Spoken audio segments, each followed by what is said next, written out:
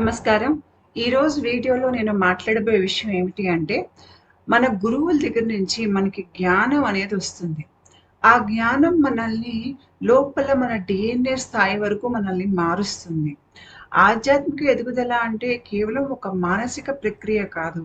మీరు ఏదైతే మారుతున్నారో, మీలో ఏదైతే స్పందన పెరుగుతోందో, దానికి తగ్గట్టుగా మీ దేహంలో రసాయనిక చర్యలనేవి జరుగుతాయి. రసాయనిక మార్పులనేవి జరుగుతాయి. ఆ రసాయనిక మార్పులు గనక మీ దేహంలో జరక్కపోతే, మీలో వచ్చిన ప్రవర్తన అది పూర్తి స్థాయిలో నిలవదు. మళ్ళీ మనిషి తిరిగి పాత ప్రవర్తనకెళ్ళిపోతాడు. అది ఏ రకంగా అవుతుంది అనేది నేను ఈరోజు వీడియోలో చెప్తాను. అంతేకాకుండా మీరు గమనించుంటారు. చాలా పూజలప్పుడు, క్షుద్ర పూజలప్పుడు చాలామంది ఎముకల్ని వాడతారు. దాన్ని అలా వాడటానికి కారణం ఏమిటి? ఎముకలు ఏ రకంగా ఉపయోగపడతాయి? ఇంకోటి, మన ఆధ్యాత్మికంగా ఎదుగుతున్నప్పుడు మన దేహంలో అల్ట్రా వైలెట్ జోన్ ఉంటుంది. ఇది మనకి తల లోపల ఉంటుంది. ఈ జోన్‌లో మనకి శక్తి పనిచేస్తున్నప్పుడు, ఈ అల్ట్రా వైలెట్ రేస్ యొక్క ప్రభావం మన డీఎన్ఏ మీద ఏ తీరుగా ఉంటుంది అనే విషయం నేను ఈరోజు మాట్లాడతాను.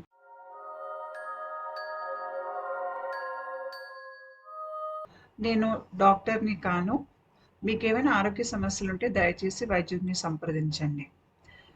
ఈ వీడియోలో నేను చెప్పబోయే విషయాలు ఏవైతే రసాయనిక మార్పులు మన దేహంలో అవుతాయి అనేది నేను చెప్తున్నానో, అది నా ప్రక్రియలో, నాకు అనుభవంలోకి వచ్చిన విషయాలు.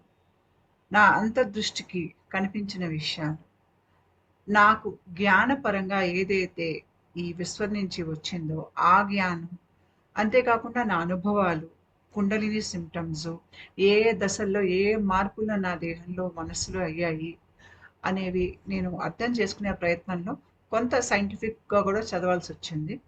ఇవన్నీ కలిపి నేను ఈ వీడియోలో పెడుతున్నాను. ఈ వీడియోకి స్ఫూర్తి ఒక కల. నాకు 3, 4 సంవత్సరాల క్రితం ఒక కల వచ్చింది. ఆ కలలో నేను సూక్ష్మ లోకాల్లో ఎక్కడో నడుస్తున్నాను. రాత్రిపూట అది. అక్కడ ఒక స్త్రీ కూర్చునుంది కొద్దిగా దూరంలో. వృద్ధురాలు, తెల్ల జుట్టు, తెల్ల చీర కట్టుకుని. ఆవిడ ముందు ధుని ఉంది. అయితే ఆవిడ నన్ను చూడంగానే రమ్మని సైగ చేసింది. నేను ఆవిడ ముందుకెళ్ళి కూర్చున్నా. కూర్చున్నప్పుడు ఆవిడ వెంటనే ఆవిడ కుడి చేయి బొట్టన వేలు ఇలాగా నా నుదుటి మీద పెట్టి గట్టిగా నొక్కింది. ఆవిడ దీక్ష ఇస్తుందన్న సంగతి నాకు అర్థమైంది. అదయిన తర్వాత ఆవిడ ఒక పెద్ద ఎముక, ఈ చిత్రంలో ఇక్కడ కనిపిస్తోంది చూడండి. చాలా పొడవాటి పెద్ద ఎముక, బరువైనది, బలమైన ఎముక తీసి ఆవిడ నా తలపైన ఇలా పెట్టారు. ఇక్కడ ఈ భాగంలో ఇలాగా పెట్టి ఏదో చదివారు. చదివి ఆ తర్వాత నన్ను ఇంకా వెళ్ళమన్నారు. అయితే ఆవిడ దీక్ష ఇచ్చారన్న సంగతి నాకు అర్థమైంది గానీ, ఆ దీక్ష అప్పుడు ఆవిడ ఎముక ఎందుకు వాడారు అన్నది నాకప్పుడు అర్థం కాలేదు. ఆ ప్రశ్న నాకు మదిలో ప్రశ్నగానే మిగిలిపోయింది. చాలా ముందుకి వెళ్ళాక ఆధ్యాత్మికంగా ఒక స్థాయి నాకు ఒంట్లో చైతన్యం పెరిగాక ఆవిడ ఆ పని ఎందుకు చేశారో నాకు అర్థమైంది. ఆ విషయాన్ని నేను ఈరోజు వీడియోలో వివరిస్తాను. ఆధ్యాత్మిక ప్రయాణము అంటే మనల్ని మనం పూర్తి స్థాయిలో మార్చుకునేటువంటి ప్రయాణం. దీన్ని మనం సీతాకోక చిలుక ఒక్క జీవనం ఎలా సాగుతుంది, అది గుడ్డు నుంచి ఏ రకంగా అది సీతాకోక చిలుక అవుతుంది అనే దాన్ని గనుక గమనిస్తే, అది ముందు గుడ్డుగా, తర్వాత పురుగుగా, తర్వాత అది గూడు కట్టుకుని గూట్లో ఉంటుంది.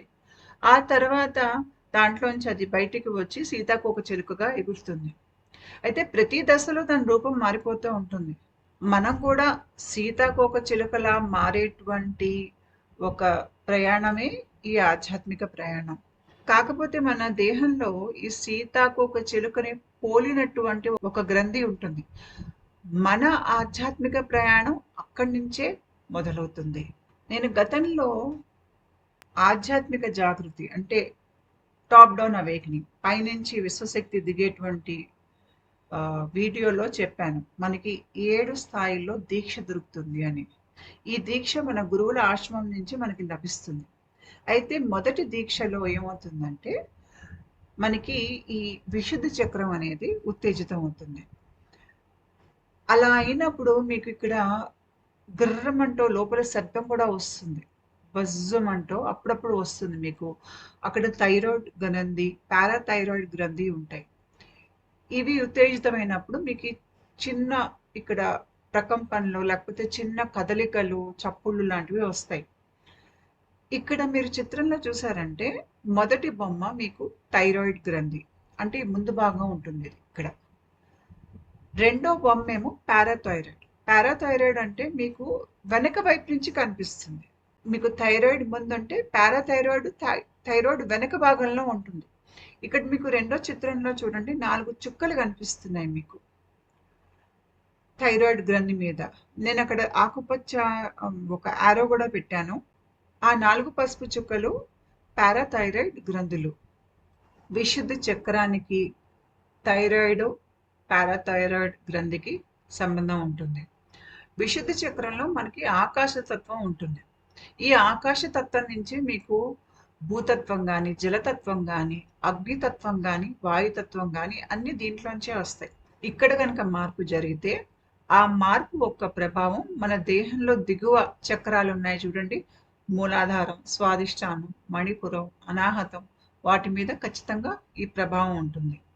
ఈ చక్రాలు ఏవి విడిగా పనిచేయవు, ఒకదాంతో ఒకటి కలిసే పనిచేస్తాయి. మనం జీవితంలో నేర్చుకోవాలన్నా, మనలో సృజనాత్మకత ఉన్నా, విద్య అవ్వాలన్నా, మనకి కళల్లో మనకి నైపుణ్యం రావాలన్నా విశుద్ధ చక్రం బాగా పనిచేయాలి.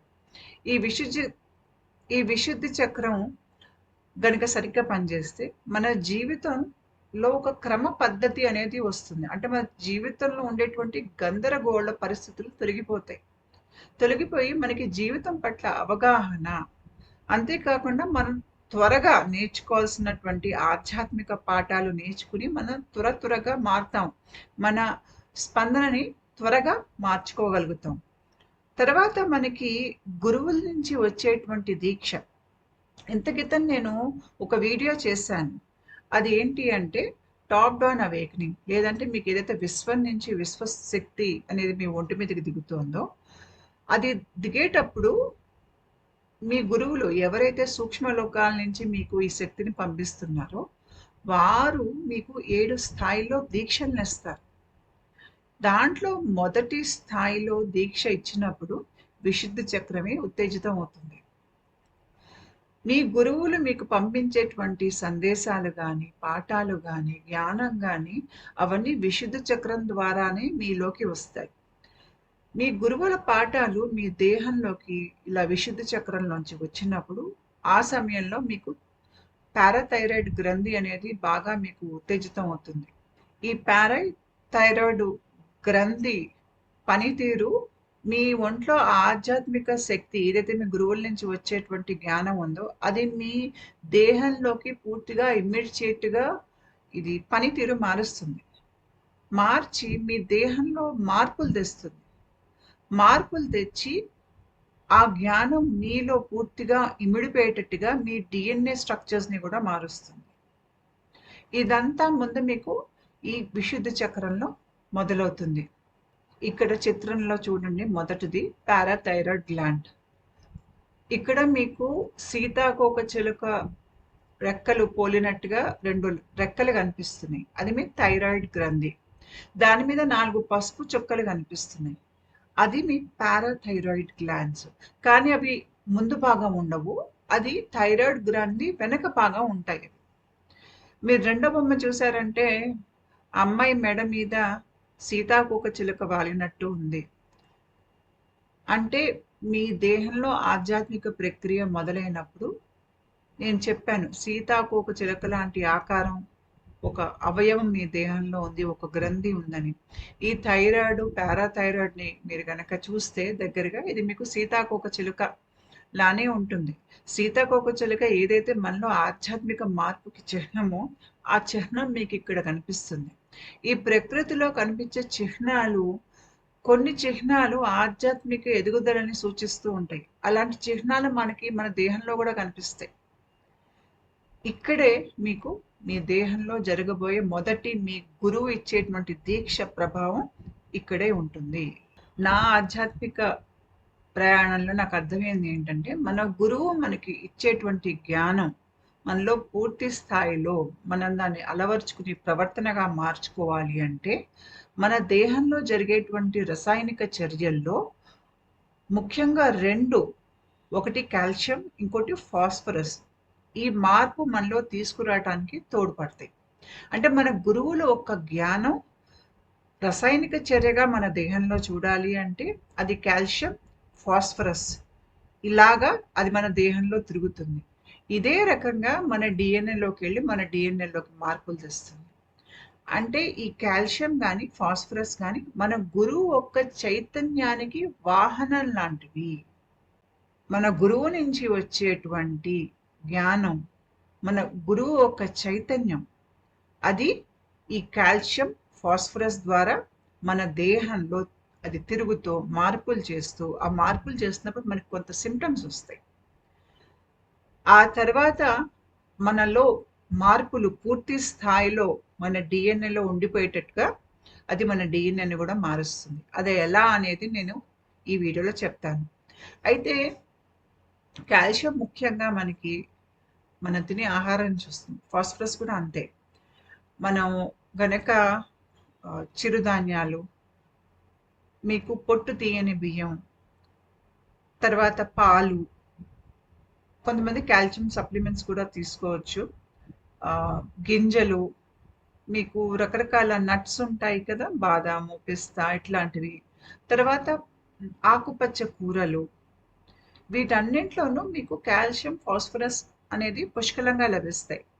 మన ఆధ్యాత్మికంగా ఎదుగుతున్నప్పుడు మన దేహంలో చాలా మార్పులు వస్తాయి. అంటే ఒక మామూలు మనిషి దేహంకి స్థాయి కన్నా కూడా చాలా ఎక్కువగా మన దేహం పనిచేస్తూ ఉంటుంది.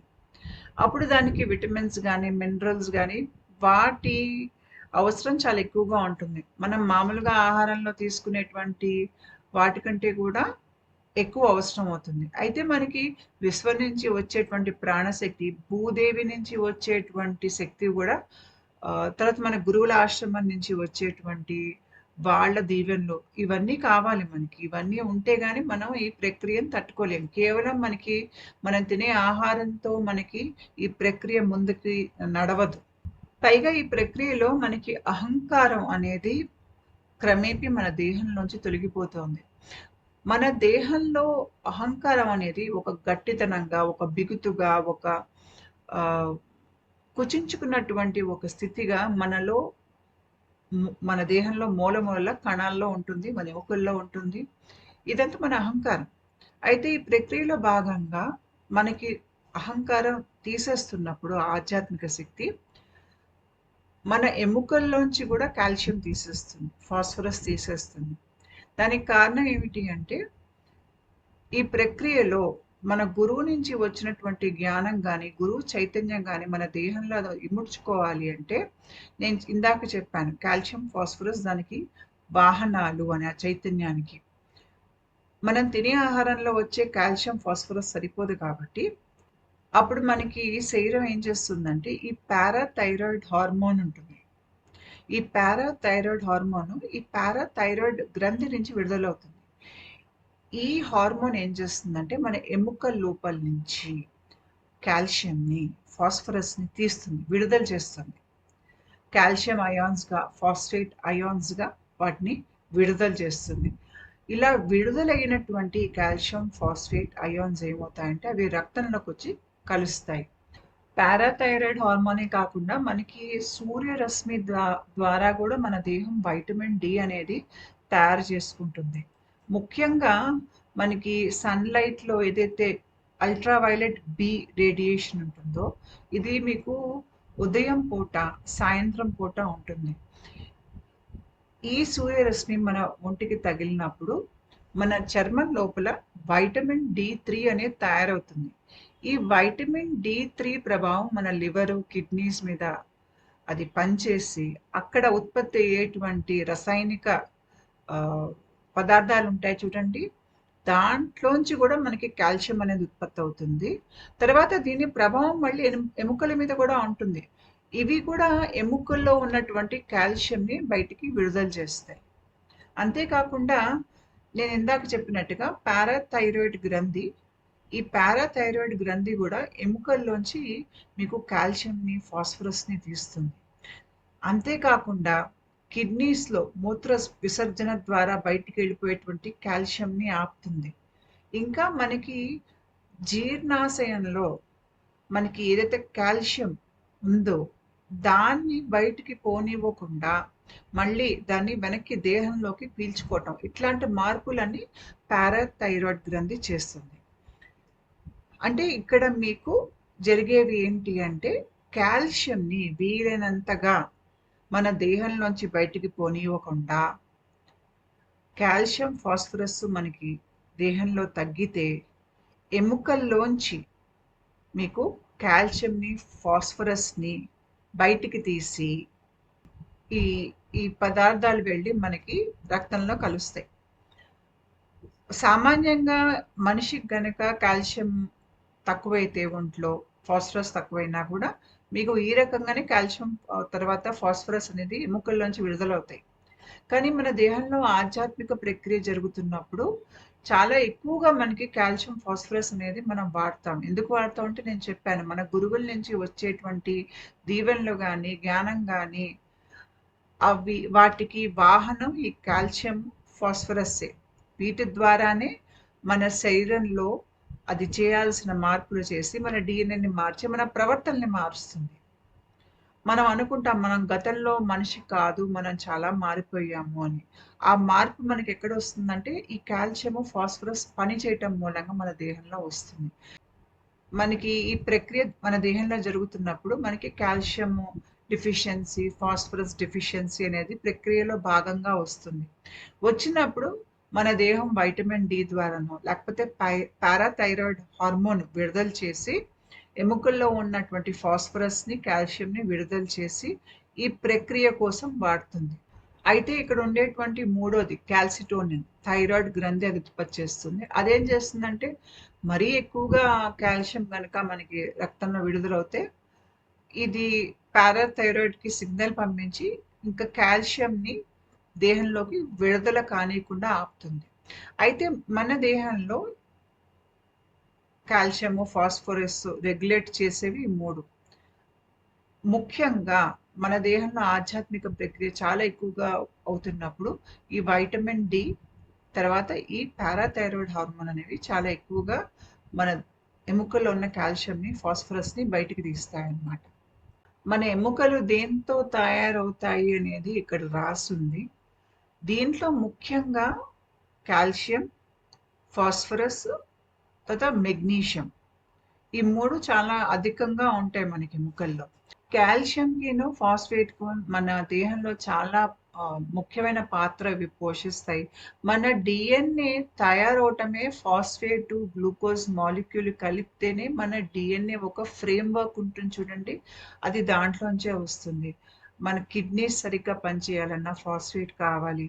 మన ఎముకలు, మన కండరాలు, మన దేహంలో రక్తం ప్రసరణ అంతా సరిగ్గా జరగాలి అంటే కాల్షియం కావాలి.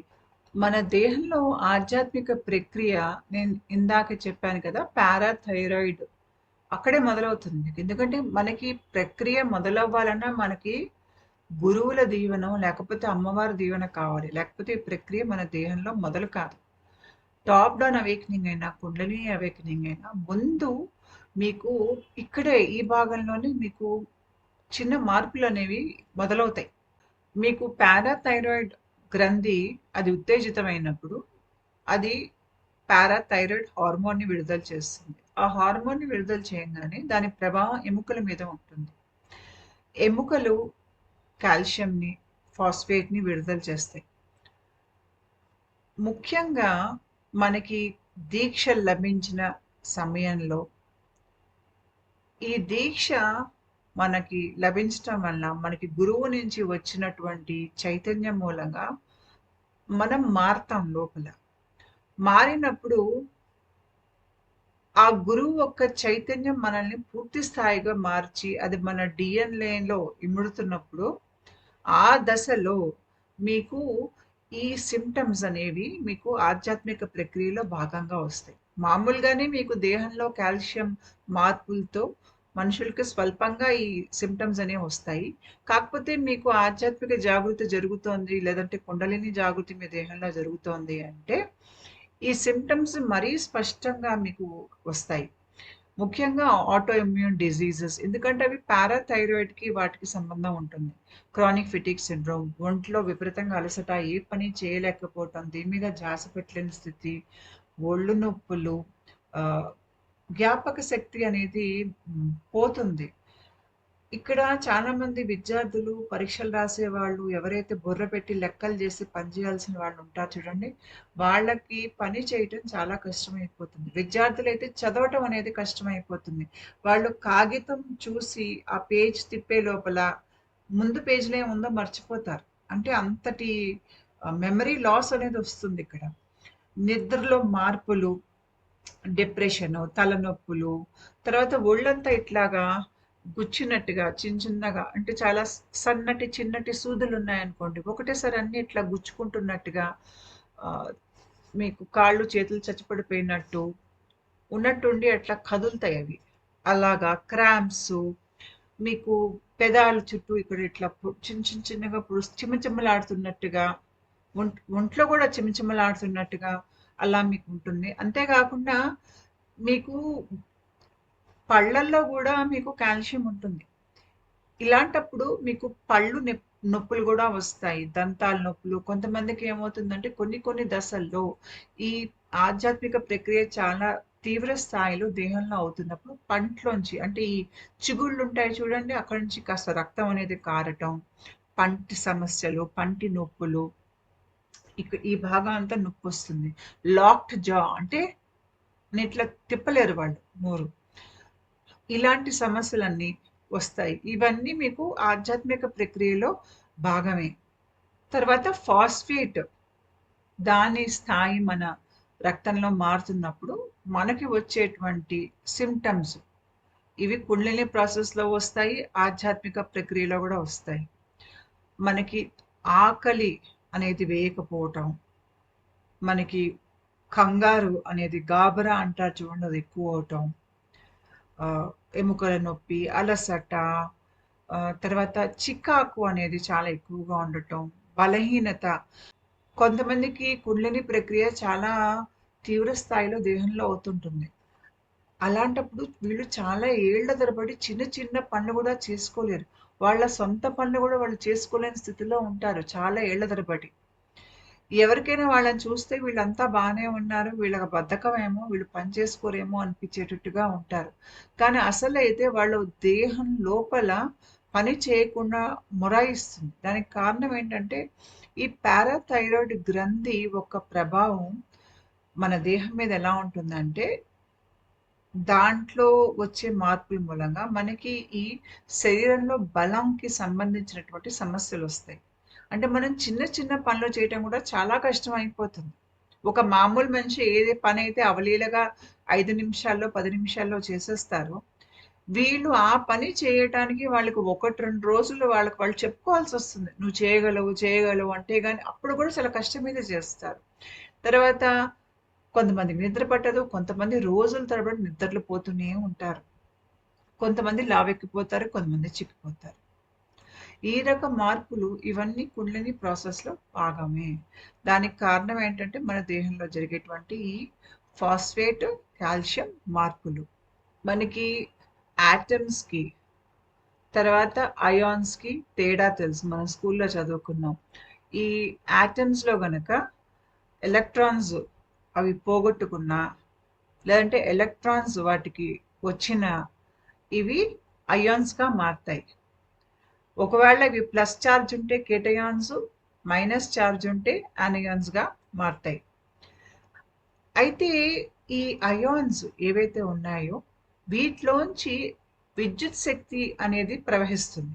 నేను చెప్పాను మనకి ఎముకల్లోంచి కాల్షియం అయాన్స్, తర్వాత ఫాస్ఫేట్ అయాన్స్ అనేవి విడుదలవుతాయి. ఈ ఫాస్ఫేట్ అయాన్స్, కాల్షియం అయాన్స్ ఈ 2 విద్యుత్ శక్తిని అవి ప్రసరణ చేయగలుగుతాయి. ఇప్పుడు మనకి ఈ విశ్వం నుంచి వచ్చే శక్తి గాని, మన గురువుల నుంచి వచ్చే శక్తి గాని, ఇది మనకి విద్యుత్ శక్తిలాగా లేదంటే వేడిలాగా మనకు అలా దేహంలో తెలుస్తుంది. అవి నేను చెప్పాను. ఈ 2 అయాన్స్ మీకు ఈ చైతన్య శక్తికి వాహనంలా పనిచేస్తాయని. కాబట్టి ఈ 2 అయాన్స్ కాల్షియము, ఫాస్ఫేట్ అయాన్స్ వాటిలోంచి ఈ విద్యుత్ శక్తిని అవి ప్రసరణ చేయగలుగుతాయి. సాధారణంగా ఏ అయాన్స్ అయినా చేస్తాయి. కాకపోతే ఈ ప్రత్యేకించి గురువు నుంచి వచ్చేటువంటి శక్తిని ఇవి ప్రసరణ చేయగలుగుతాయి మన దేహంలో. అయితే రక్తంలో ఏదైతే కలిసిన కాల్షియం అయాన్స్, ఫాస్ఫేట్ అయాన్స్ ఉన్నాయో ఇవి మనకి మన దేహంలో సెరెబ్రోస్పైనల్ ఫ్లూయిడ్ ఉంటుంది. ఇది మెదడు లోపల వెన్నుముక్క చుట్టూ ఉంటుంది. ఈ సెరెబ్రోస్పైనల్ ఫ్లూయిడ్ ఎక్కడ ఉత్పత్తి అవుతుందంటే ఇక్కడ రెండో బొమ్మలో చూడండి, కోరాయిడ్ ప్లెక్సస్ అని రాశాను.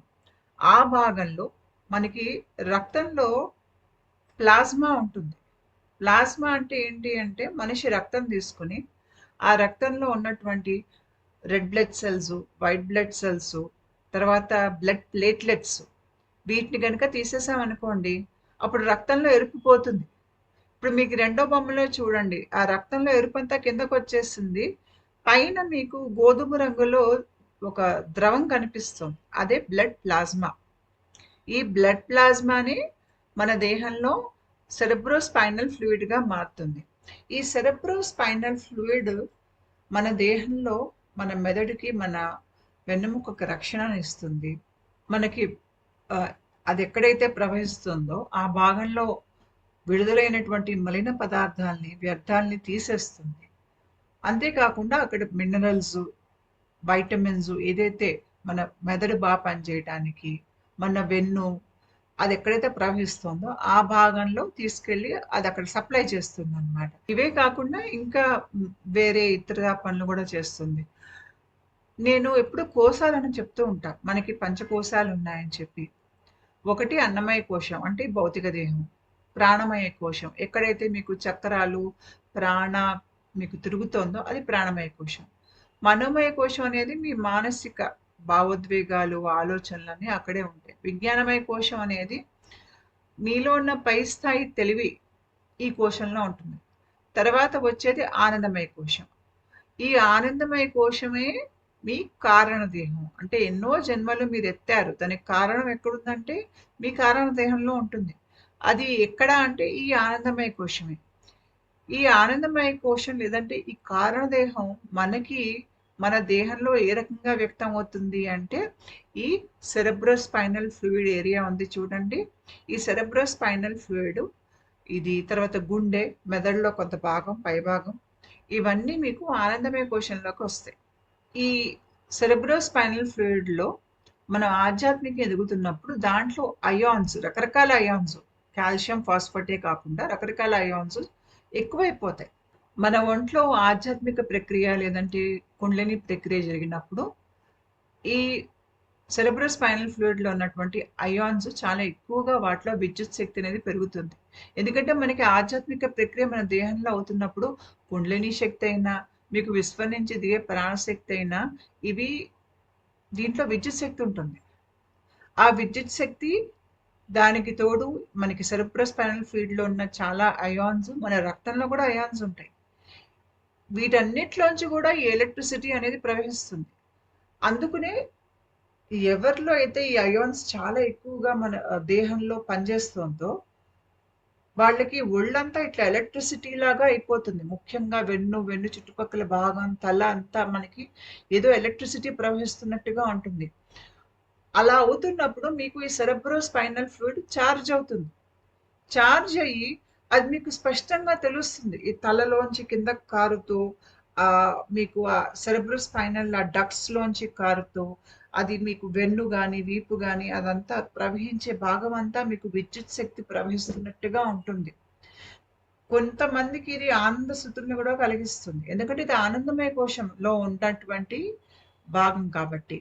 మన రక్తంలో, తర్వాత మన సెరెబ్రోస్పైనల్ ఫ్లూయిడ్లో అయాన్స్ అనేది చాలా ఎక్కువగా ప్రవహిస్తున్నప్పుడు, దాంట్లోంచి ఎలక్ట్రిసిటీ ప్రవహిస్తున్నప్పుడు ఈ అనుభవాలు అనేవి అప్పుడు బాగా వస్తాయి. ఇంచుమించు మనకి శరీరం అంతా ఒక దశలో, అంటే ఆధ్యాత్మిక జాగృతి అయినా కూడా కుండలిని జాగృతమైన ఒక దశలో చాలా ఎక్కువగా ఎలక్ట్రిసిటీ మన దేహంలోంచి అది ప్రవాహంలా వెళ్తూ ఉంటుంది. అలా వెళ్తూ మన శరీరాన్ని చాలా మార్పులు చేస్తుంది. మన స్పందన చాలా ఎక్కువగా ఉంటుంది అలా అవుతున్నప్పుడు. అంతేకాకుండా మన ఎలక్ట్రోమాగ్నెటిక్ ఫీల్డ్ ఏదైతే ఉందో అది కూడా చాలా విచ్చుకొని ఉంటుందన్నమాట. ఆధ్యాత్మిక మార్పు అంటే అది వచ్చిపోయే మార్పు కాదు. ఒక మనిషిలో పూర్తి స్థాయిలో అది నిలిచిపోయేటువంటి మార్పు. మనిషి ఆ రకంగా పూర్తి స్థాయిలో మారిపోవాలి అంటే మానసికంగా, తర్వాత భావోద్వేగ పరంగా, శారీరకంగా, ఆధ్యాత్మికంగా అలా మారాలి అంటే ఆ వచ్చిన మార్పు అతని డిఎన్ఏలో కూడా కనిపించాలి. లేదు అంటే ఆ మనిషి మళ్ళీ తిరిగి పాత స్థితికి వెళ్ళిపోతాడు. అంటే స్పందన పడిపోతుంది. స్పందన ఎప్పుడు పెరుగుతుంది మనిషికి అంటే అతనిలో ప్రవర్తన మార్పు వచ్చినప్పుడు. ఆ ప్రవర్తన మార్పు మనిషిలో నిలిచిపోయినప్పుడు ఆ స్పందన కూడా పై స్థాయిలోనే ఉంటుంది. మళ్ళీ తిరిగి కింద స్థాయికి రాదు. మనం ఇంగ్లీష్‌లో దీన్నే ట్రాన్స్‌మ్యుటేషన్ అంటాం. అంటే మన ప్రవర్తన ఎలా మారిపోతుంది అంటే, మనం తిరిగి మళ్ళీ వెనక్కి పాత స్థితికి రాలేం. మనం గతంలో చేసిన పనులు ఇప్పుడు చేయలేము. మనం గతంలో ఆలోచించినట్టు ఇప్పుడు ఆలోచించలేం. ఎందుకు చేయలేము అంటే, మనలో జరిగేటువంటి ఆధ్యాత్మిక మార్పు ఒక మానసిక స్థాయిలో జరగట్లేదు. ఇది అంతకు మించి మన శరీరంలో హార్మోన్స్‌ని మారుస్తుంది. మన శరీరంలో న్యూరో ట్రాన్స్‌మిటర్స్‌ని మారుస్తుంది. మన డీఎన్ఏని కూడా మారుస్తుంది. ఒకవేళ ఆ స్థాయిలో గనుక మనిషిలో ఆధ్యాత్మిక మార్పు రాకపోతే, ఆ మార్పు నిలవదు. మళ్ళీ తిరిగి మనిషి మామూలు పాత ప్రవర్తనకి వెళ్ళిపోతాడు. అలా వెళ్ళకుండా ఉండాలి అంటే మనలో ఏదైతే గురువు నుంచి చైతన్యం ఈ విశుద్ధి చక్రం ద్వారా మన దేహంలోకి వచ్చిందో, అంటే ఇక్కడ నుంచి వచ్చేది గురువు ఒక జ్ఞానం, గురువు ఒక విద్య. ఆ గురువు ఆశ్రమానికి సంబంధించి మీరు నేర్చుకోవాల్సిన మీ శిక్షణలో భాగంగా వచ్చేవన్నీ ఇక్కడికొస్తాయి. ఆ గురువుల సందేశాలు. ఇవన్నీ మీకు విశుద్ధ చక్రం ద్వారా మీలోకి వస్తాయి. ఇది మీ లోపల పూర్తి స్థాయి మార్పుని తీసుకురావాలి. తెచ్చినప్పుడు దానికి తగ్గట్టుగా మార్పులు కూడా మీకు మీ దేహంలో జరుగుతాయి. ఇంకా అప్పుడు మీరు తిరిగి మళ్ళీ పాత స్థితికి వెళ్ళరు. దీన్నే ట్రాన్స్మ్యుటేషన్ అని అంటారు. ఇది మన డిఎన్ఏ. డిఎన్ఏ ఫ్రేమ్ వర్క్ దేంతో ఉంటుందంటే ఫాస్ఫేట్ తర్వాత గ్లూకోజ్, ఈ రెండు కలిస్తే మీకు డిఎన్ఏ ఒక బ్యాక్ బోన్ అనేది తయారవుతుంది. ఇవి కాకుండా 4 కెమికల్ బేసెస్ కూడా ఉంటాయి. Adenine, guanine, thymine and cytosine. ఇవన్నీ కలిపితే మీకు డిఎన్ఏ స్ట్రక్చర్ అనేది ఏర్పడి ఉంటుంది. అయితే నేను అల్ట్రా వైలెట్ రేస్ యొక్క ప్రభావం మనం గురువుల నుంచి వచ్చే జ్ఞానం మన డిఎన్ఏలో ముద్రింపబడటానికి వీలుగా ఎలా పనిచేస్తుంది అనేది నేను ఇక్కడ వివరిస్తాను. ఈ అల్ట్రా వైలెట్ రేడియేషన్ మనకి మంచిది కాదు మామూలుగా అయితే. కానీ దీంట్లో అల్ట్రా వైలెట్ బి అనేది ఉంటుంది. ఈ అల్ట్రా వైలెట్ బి రేడియేషన్ మనం ఆధ్యాత్మికంగా ఎదుగుతున్నప్పుడు దీని ప్రభావం మన డిఎన్ఏ మీద ఉంటుంది. ఇది ఎలా పనిచేస్తుంది అంటే మనకి ఆజ్ఞా చక్రం పై భాగంలో, ఇది ఆజ్ఞా చక్రం, దీని పై భాగంలో మనకి తల లోపల అల్ట్రా వైలెట్ జోన్ ఉంటుంది. ఇది ఎలక్ట్రోమాగ్నెటిక్ స్పెక్ట్రమ్ అంటే లైట్ స్పెక్ట్రమ్. ఈ లైట్ స్పెక్ట్రంలో మన చక్రాలు ఎక్కడ ఉన్నాయి అంటే, ఇక్కడ నేను మనిషి నుంచి ఉన్నాడు చూడండి, ఇవన్నీ చక్ర రంగులు. ఈ రంగులు ఎక్కడైతే అంటే విజిబుల్ లైట్ స్పెక్ట్రమ్ జోన్లో మన భూమి అనే తలం ఉంది. మనం బ్రతికేది, మన దేహం పనిచేసేది ఈ విజిబుల్ లైట్ స్పెక్ట్రమ్ జోన్లో పనిచేస్తోంది. ఇది మీకు ఇంకా బాగా అర్థం కావాలి అంటే నేను దీని మీద ఒక వీడియో చేశాను. ఆ వీడియోకి లింక్ నేను డిస్క్రిప్షన్ బాక్స్లో పెడతాను. ఆ వీడియో చూసారంటే నేను ఏం చెప్తున్నానో మీకు పూర్తిగా అర్థమవుతుంది. అయితే ఇక్కడ మీరు చూసారంటే ఆజ్ఞా చక్రం ఈ భాగం మీకు వంకాయ రంగులో ఉంటుంది. ఇక్కడి నుంచి పైకి వెళ్తే మీకు అల్ట్రా వైలెట్ జోన్ ఉంటుంది. ఇక్కడ మీకు అల్ట్రా వైలెట్ కిరణాలు అనేవి పనిచేస్తాయి. ఇదిగోండి ఇక్కడ ఆజ్ఞా చక్రం పైన అల్ట్రా వైలెట్. ఇంకా పైకి వెళ్ళారంటే మీరు నిశ్శబ్దంలోకి వెళ్తారు. అంటే ఇది ఎలాంటి చోటు అంటే, మీకు నేను గతంలో మెదడు గురించి చెప్పా. మనకి మెదడు 3 భాగాలుగా విభజన చెంది ఉంటుంది అని. ఒకటి రెప్టీలియన్ బ్రెయిన్, ఒకటి లింబిక్ బ్రెయిన్, ఒకటి పైన ఉన్నటువంటి నియోకార్టెక్స్ లేదంటే కార్టికల్ బ్రెయిన్. అయితే మన వ్యక్తిత్వం గాని, మన ప్రవర్తన గాని, ఎన్నో జన్మల మీదగా మనం నేర్చుకున్న విషయాలు గాని అన్నీ లింబిక్ బ్రెయిన్‌లో ఉంటాయి. మనం ఈ లింబిక్ బ్రెయిన్‌లో ఉన్నంత కాలం మనం జనన మరణ చక్రాల్లో చిక్కుకుని పుడుతూ, చస్తూ ఉంటాం. మనల్ని మనం మార్చుకోవటం కూడా చాలా కష్టం అనిపిస్తుంది మనకి. మనిషి యొక్క దుఃఖాలకి కారణం అంతా ఈ లింబిక్ బ్రెయిన్‌లో అతను ఒక శిక్ష అనుభవిస్తున్నట్టుగా ఈ చెరలో బందీ అయి ఉంటాడు. లింబిక్ బ్రెయిన్ చెరలో. దాంట్లోంచి బయటపడే వరకు మనిషికి ఆహ్, ఏదైతే క్షోభ గాని, బాధ గాని, మానవ జీవితంలో అతనికి ఒక దుఃఖంలాగా అతను అనుభవిస్తాడో దాంట్లోంచి బయటికి రాలేడు. నేను దీని మీద కూడా గతంలో ఒక వీడియో చేశాను. దానికి కూడా లింక్ నేను కింద డిస్క్రిప్షన్ బాక్స్‌లో పెడతాను చూడండి. అయితే మనం ఆధ్యాత్మికంగా ఎదిగేటప్పుడు ఈ చైతన్య శక్తి ఏదైతే మనకి విశ్వం నుంచి వస్తుందో, మన గురువుల నుంచి వస్తుందో, లేదంటే కుండలిని శక్తి ఉందో, అదేం చేస్తుందంటే మనల్ని ఈ లింబిక్ బ్రెయిన్ ప్రోగ్రామింగ్ నుంచి బయటకొచ్చేటట్టు చేస్తుంది. అంటే మీ శక్తి ఇంకా లింబిక్ బ్రెయిన్‌లో కాకుండా దాని పైన కార్టికల్ బ్రెయిన్‌లోకొచ్చి పనిచేస్తుంది. అలా బయటికొచ్చినప్పుడు ఏంటంటే, మీరు మీ వ్యక్తిత్వంలోంచి, మీ కర్మల్లోంచి, ఈ మాయా మలంలోంచి వీటిలోంచి బయటకొస్తారు. ఇదే భాగంలో మీ తల లోపల అల్ట్రా వయలెట్ జోన్ అనేది ఉంటుంది. అంటే అల్ట్రా వయలెట్ కిరణాలు ఇక్కడ పనిచేస్తున్నాయి. ఈ కిరణాలు ఏం చేస్తాయంటే మీ గతంలో ఉన్నటువంటి ప్రవర్తనల్ని తీసేస్తూ డిఎన్ఏని మారుస్తూ దాని స్థానంలో కొత్తగా వచ్చిన జ్ఞానాన్ని మీ డిఎన్ఏలో ముద్రించేటట్టుగా ఈ అల్ట్రా వయలెట్ రేస్ సహకరిస్తాయి. మామూలుగా కళ్ళకి డిఎన్ఏ కనిపించదు. డిఎన్ఏ చూడాలి అంటే అవి అల్ట్రా వైలెట్ కిరణాల కింద కనిపిస్తాయి. ఆ డిఎన్ఏని మనం ఎథిడియం బ్రోమైడ్ అనే ఒక డైలో గనక దాన్ని రంగు మారుస్తే ఆ రంగు మార్చిన డిఎన్ఏ మీకు అల్ట్రా వైలెట్ రేస్ దాని మీద పడ్డప్పుడు స్పష్టంగా ఆ డిఎన్ఏ మీకు కనిపిస్తుంది. అంటే మీకు అల్ట్రా వైలెట్ ప్రభావం డిఎన్ఏ మీద అలా ఉంటుందన్నమాట. ఏదైతే కంటికి కనిపించని డిఎన్ఏ ఉందో అది మనకి ఈ కిరణాలు పడంగానే కనిపిస్తుంది. అంటే మీకు డిఎన్ఏ అల్ట్రావైలెట్ రేస్ కి అది స్పందిస్తుంది. కాబట్టి అల్ట్రావైలెట్ బి అంటే సుమారుగా 267 వేవ్ లెంగ్త్ ఉన్నటువంటి అల్ట్రావైలెట్ కిరణాలు గనక డిఎన్ఏ మీద పడితే అది డిఎన్ఏ గొలుసులాగా చుట్టుకొని ఉంటుంది కదా, ఆ అల్ట్రావైలెట్ రేసు ఆ గొలుసు కట్టుని విప్పగలుగుతాయి.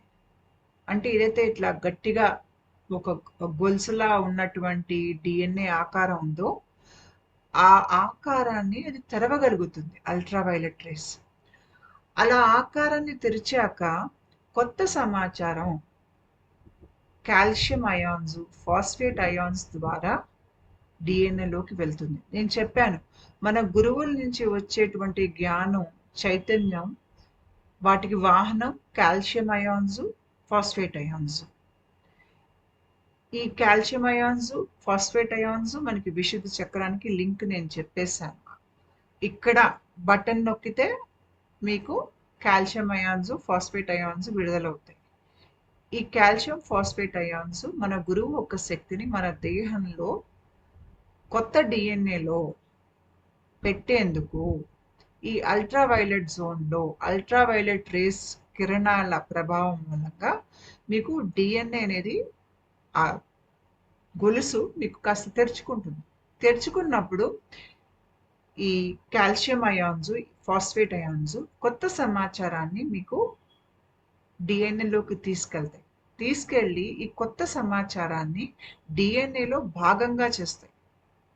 అంటే ఒక కొత్త ప్రవర్తనని కానీ, ఒక కొత్త జ్ఞాన సంబంధమైనటువంటి మార్పుని కానీ అవి మీలో ఈ రకంగా మీ డిఎన్ఏలో అవి ముద్రిస్తాయి.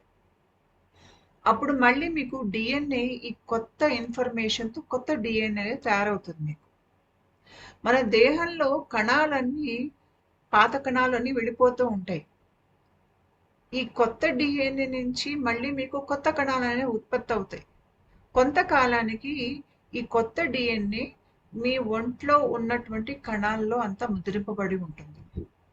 అలా అయినప్పుడు అది పూర్తి స్థాయి ప్రవర్తన మార్పుగా మీకు దేహంలో మూలలాగా అది ఉంటుందన్నమాట.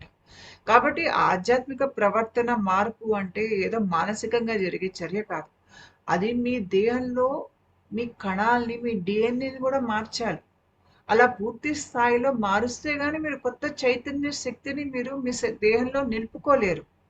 హయ్యర్ వైబ్రేషన్ మీ మీ శరీరం భరించాలి. మీ దేహంలో ఉన్నటువంటి కణాలు అవి ఆ స్పందనని తట్టుకోవాలి. వాటిని అవి వాహనంలా స్వీకరించాలి అంటే మీరు ఈ చైతన్య శక్తి మీ దేహంలో పూర్తి స్థాయిలో అన్ని కణాల్ని మార్చేయాలి. అప్పుడే అది పూర్తి స్థాయి ప్రవర్తనగా మారుతుందన్నమాట.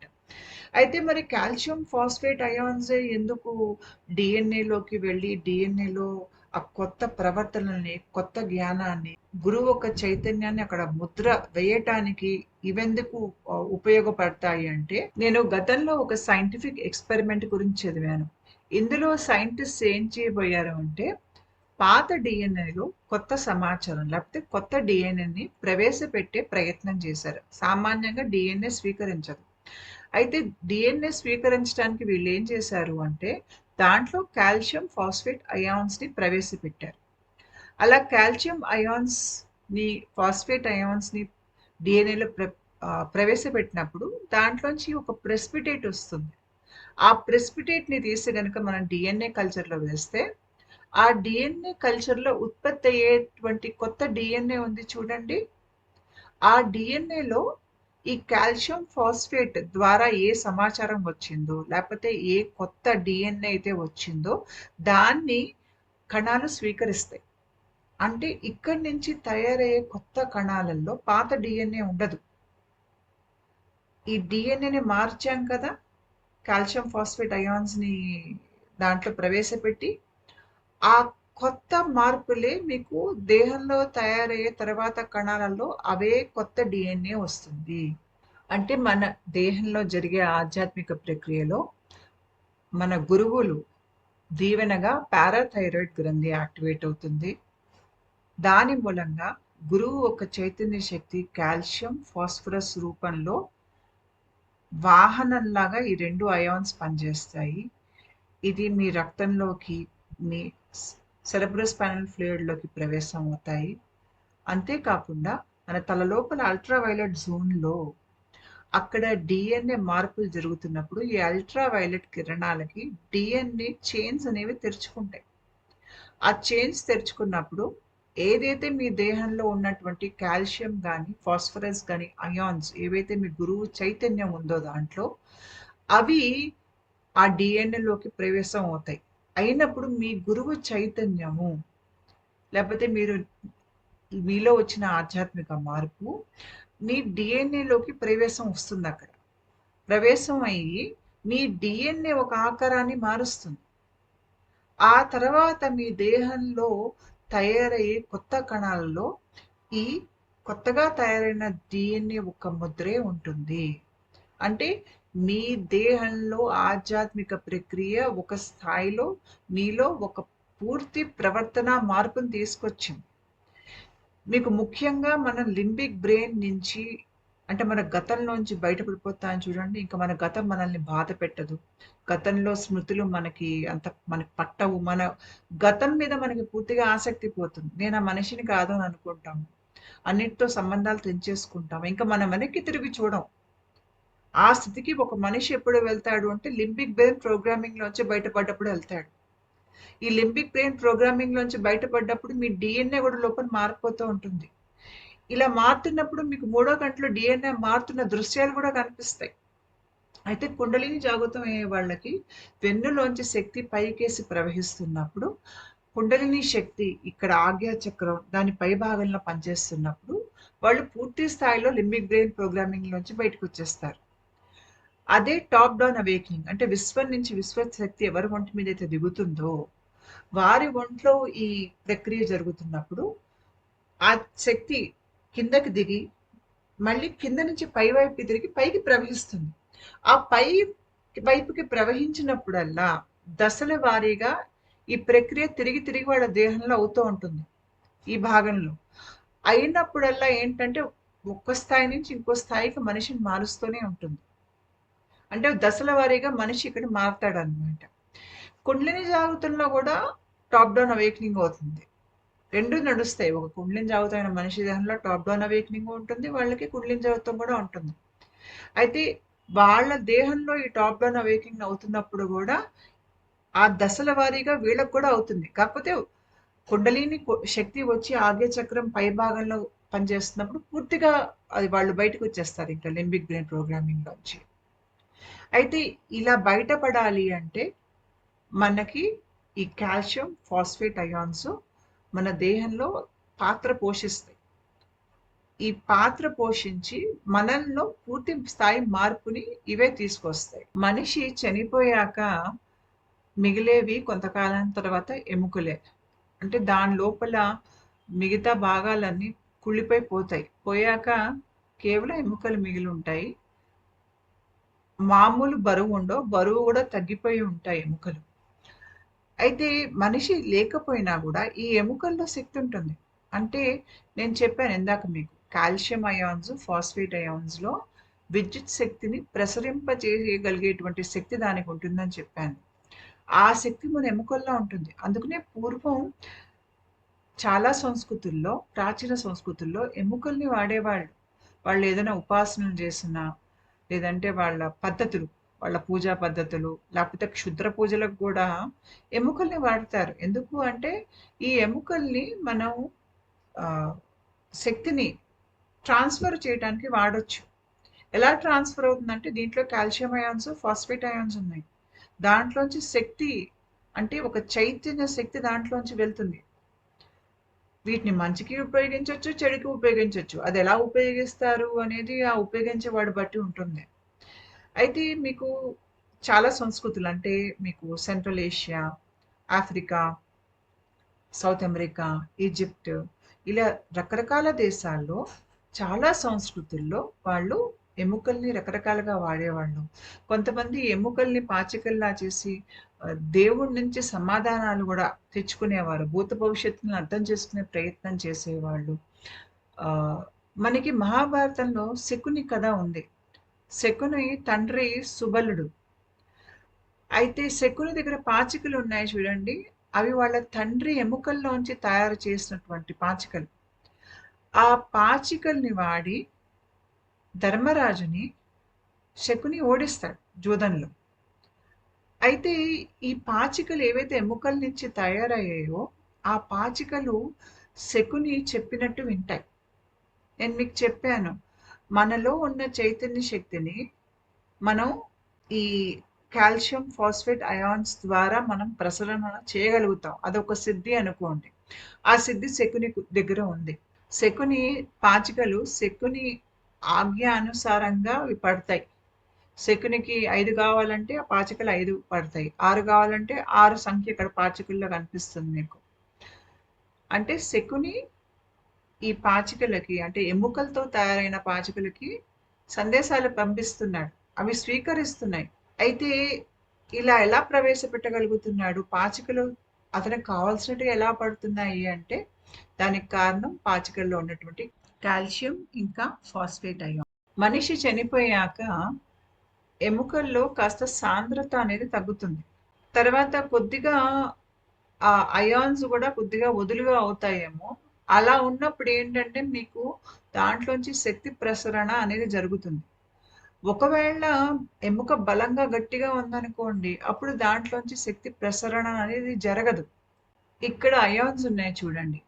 అయాన్స్ గనక కరిగిపోయి వేడికి అవి దూరంగా జరిగితే దాంట్లోంచి విద్యుత్ శక్తి అవి బాగా ప్రసరణ చేయగలుగుతాయి.